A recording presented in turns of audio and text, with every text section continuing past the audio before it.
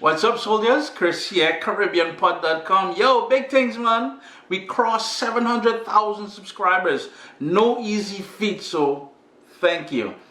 Anyhow, peppers from the garden. You know, we've done this before. This is the most simple, most traditional, and you can build flavors on this. This is the way we do Caribbean style pepper sauce. Some of you call it hot sauce. No, it's called pepper sauce.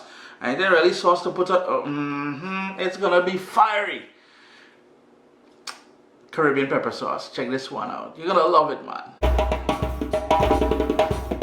As I said, very, very simple. An assortment of very hot peppers. So I've got habaneros in here, I got scotch bonnets in here, I got fatali in here, and below here somewhere there's a couple scorpion. There we go. That's a scorpion, a Trinidad Moruga scorpion. So fiery peppers. I'm gonna be using all of this, but you can cut it back by about half, depending on how much peppers you have on hand and how much sauce you want to make fresh out of my garden. Here's the thing, you want to wash these. Now, I wash them, came out of my garden, but I also don't use any sort of fertilizers and chemicals or anything like that. This is as natural as peppers would get. This one here, funny enough, there's no heat to this one. This one is just pure flavor. It's a lovely pepper to use. And here's another one of those. This is a big and bold and juicy. If I were to cut it open, you'll see. So what I've done is some of these, and they're called roulettes. Very much like the pimento peppers we have in the Caribbean, but a bit bigger, a bit different in shape. But you really want to wash them. You don't know if you're buying it from the grocery store or something. Wash them and air dry them. We'll need some sea salt if you don't have sea salt. Any type of salt that you have. I have 2, 4, 6 limes. If you can't find limes, use lemon, that's fine. You want some garlic. The more you like garlic, the more you can put in there. And this is something kind of unique to the Southern Caribbean. You'll see it a lot in Asian and Hispanic dishes as well. It's called shado beni or culantro. If you cannot get culantro, you can always substitute cilantro for it. So what I'm going to do now is peel the garlic, juice the limes, give that a rough chop, and give the peppers a rough chop. Quick tip, wear gloves. 2, wash your hands with soap and water after. And 3, over here, my sink is empty, but you want to do this before you do dishes. So after you handle the peppers, when you do your dishes, the soap and all that activity will help take some of the peppery oils out of your hands. But wear gloves, I beseech you.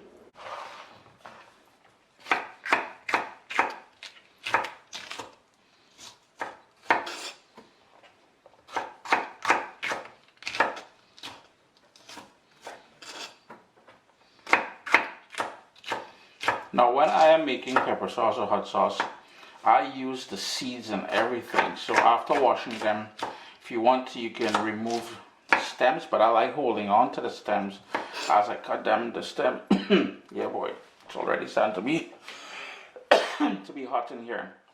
But if you want to cut back on some of the heat, you can remove the seeds. Remember, we spoke about this before. The seeds is where most of that, and the white membrane surrounding the seeds is where most of that heat is going to be. So the stems go into the rubbish, and the peppers, I'm just giving a rough chop just to make it easier for the blender that I'm using. Now you can use a blender or a food processor, totally up to you, but I find I get a better consistency on the blender. And wait till you see the blender I'm using. We've talked about this before. It is really old school, man. So these are the peppers I'm all cutting up here now. I'll probably use anywhere from about 25 to 30 peppers because I'm making quite a big batch. And I also mentioned that I am using a variety of peppers in here. One of the things I like doing as well, so on the tree sometimes you will find some peppers with some parts which are not ideal. They're started to go bad because it's September. It's been on the tree all summer. So I'm going to cut that part and discard it. But there's no reason why the rest of the pepper you cannot use it. So all you're going to do is give that a rough chop, as I said. And this is a raw pepper sauce. In case if you're wondering, I will not be cooking this because I want the raw heat. By adding the garlic, the shado beni, salt, and the lime juice, that is where I'm going to get my flavor from. So I'm getting a lot of natural heat from the peppers and the flavor from the garlic and all that. So this is why I'm using 6 limes, and 2 head of garlic. Man, I'm telling you, it is smelling so good in here. If you love peppers, boy, you'll love the smell in here right now. If not, vent your kitchen because this thing is about to get real up in here. What I'm going to do now is toss these into the blender, which I'll be using.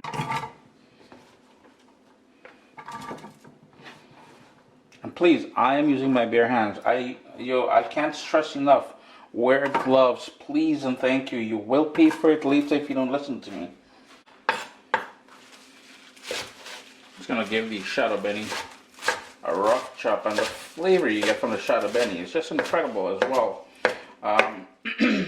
It's like cilantro but more pronounced. The other thing about it is if you get that soapy taste that a lot of people get with cilantro, you don't necessarily get it with shado beni. Now I'm just putting some of this aside because what's going to happen is as I blend this down, and we'll need basic white vinegar for that. As I blend it down, in goes the garlic. It's going to work its way down and I'm going to keep topping it up. The last thing we got to do is to juice these limes. We also need salt. So let's go in with that salt in there. And I'm using sea salt. You can use whatever salt that you have available. So in goes that. And as I said, to bring it all together, so there's some plain old white distilled vinegar.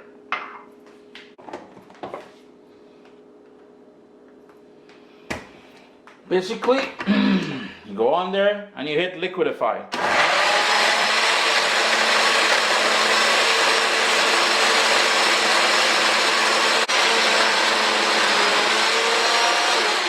And you notice how far down it's already dropped, which means, remember I said we're going to reserve some and we're going to keep adding to the blender. So here's where I'm going to stop now.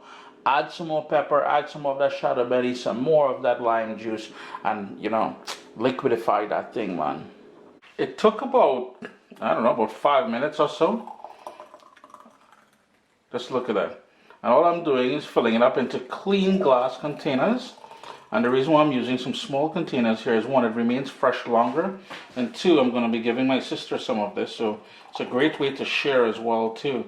And all you would do now, I guess I got some more. All you would do now is seal those up and keep them on your kitchen counter. They won't go bad simply because we have the acid from the lime in there and the acidity from the vinegar. Chris here, caribbeanpot.com. An awesome traditional Caribbean style pepper sauce. Now if you wanted to add some powdered mustard in there, if you wanted to add a carrot in there, and adding stuff like carrots and all that will just help you to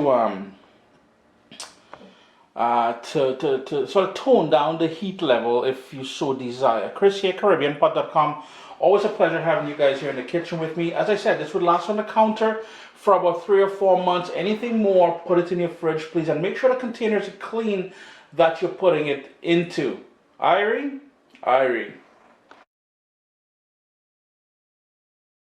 What's up, soldiers? Don't forget to click subscribe. If you've already clicked subscribe, hit that bell notification thing. I want to all you missing out on the new videos, man. Come on, click.